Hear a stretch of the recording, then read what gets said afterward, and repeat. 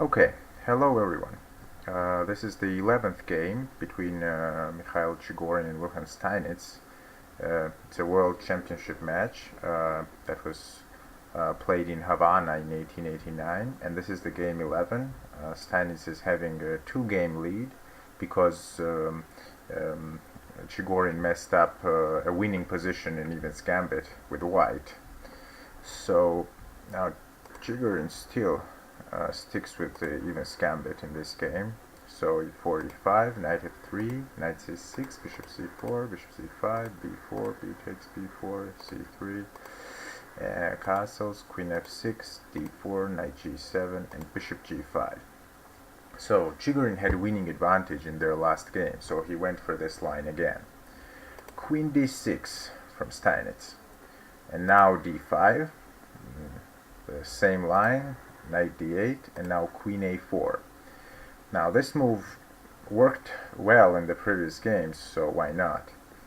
b6. Steinitz sticks to his main move here because he found this move earlier and he won a game, but I think Chigorin came well prepared in this game because after knight a3 and a6, now objectively c6 might be better, but of course opening the diagonal for white's bishop and as well as the d-file for rook looks scary.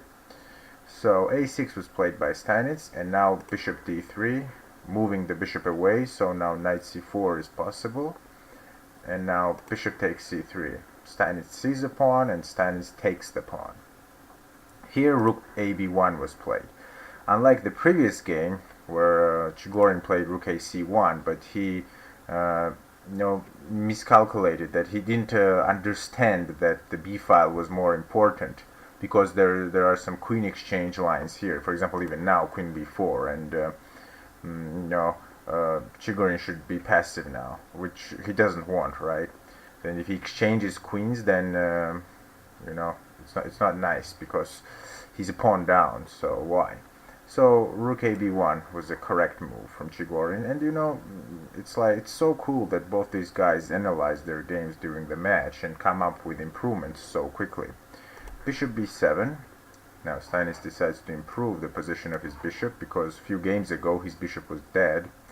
So, and now knight c4 attacking, queen c5 moving away, bishop e3, and now b5. So Steinitz couldn't move with the queen, so he decided to simply attack Chigorin's queen instead.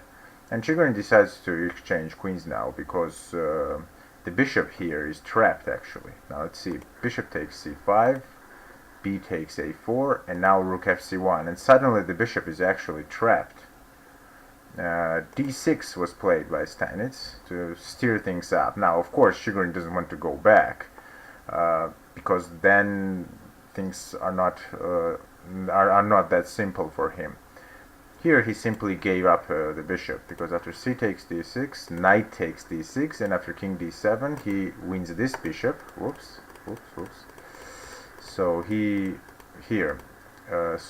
took, and then he takes this bishop, and now bishop d4. Steinitz tries to save his bishop, but now Chigorin takes this as well. And this way Steinitz lost both his bishops. Well, he exchanged them, but still. And even though he's not a piece down, his pawn structure is now awful, and it's just a matter of time that Chigorin wins this game because all those three pawns are terrible, and also the king is pretty weak and the rooks are not connected. So all these are too much for a good defensive player like Steinitz, even for him. So knight takes d8 was played, a good practical move, Chigorin finds a clear-cut plan to finish the game. There might be other better moves, objectively, but practically this is the best because now he wins a piece with rook b7 check. King comes up the board. Now king could go to e8, but then both rooks double on the c7, and it's also lost, so at least king tries to come forward. And now e5, king takes d5, and Chigorin is up a piece. here there is one critical moment coming up, and afterwards it's just very simple because he's a pawn, he's a piece up. So rook a8, Chigorin would love to exchange these rooks because he's a piece up, so the more pieces he exchanges is better. So here this f3 move.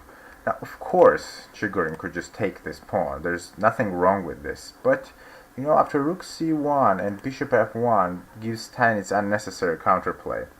Although Chigorin is still winning because he's a piece up, but I think that this is not the best practical way to continue. I think Chigorin simply played f3 and giving him king some breathing room, and it's just a matter of time. Rook c3, bishop e4 check, king moves, rook takes f7. Now this rook is collecting these pawns.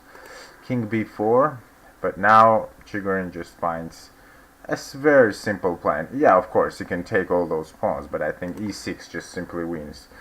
And after d3, rook d7. Here Steinitz resigned. Because why did he resign? First of all, well, the pawn is attacked, and basically pawn can't move forward, so king c4 would be forced. But then, you know, a very simple try would be rook takes d3, rook takes, bishop takes, just giving up his bishop to queen the pawn. So Chigorin won a nice game, but yeah, and all this stemmed from this. First of all, this is very instructive. That first of all, Chigorin found this queen a4 idea, and afterwards this knight a3. Now I want to make a brief recap of how their match is going in terms of Evans Gambit. So at first Chigorin was not getting anything out of the opening. Then he found queen a4 in one of his games. Then Steinitz lost that game, but next game he came prepared and played b6, to which Chigorin didn't know what to answer, and then Steinitz won this game.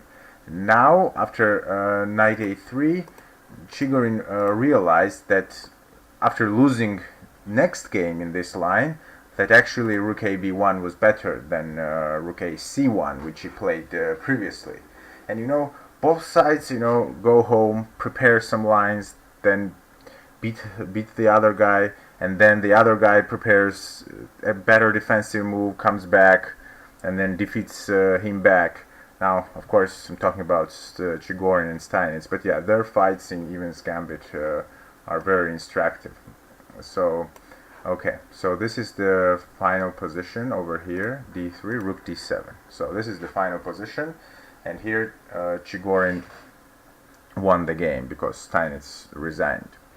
Thank you. Now the match is getting closer, and Chigorin won his game with white, so he's just 1 point behind Steinitz. So let's see what will he do in the next game with black. Thank you.